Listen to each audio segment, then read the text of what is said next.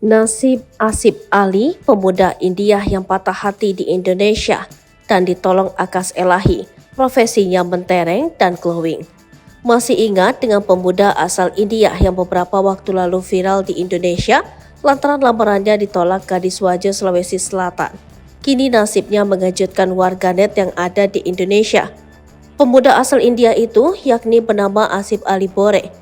Nama Asif Bore di sepanjang tahun 2023 lalu mendadak viral lantaran kisah cintanya yang gagal dengan gadis Indonesia. Selama di Indonesia lantaran patah hati karena cintanya ditolak, Asif Ali Bore sempat terkatung-katung kehidupannya. Bahkan Asif Ali terpaksa tidur di bandara sebelum pulang ke India.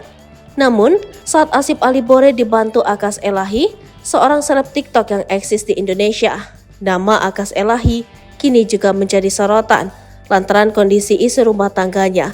Kembali ke nasib Asif Ali Bore sekarang, diketahui kehidupannya saat ini telah kembali ke India dan kini punya profesi mentereng.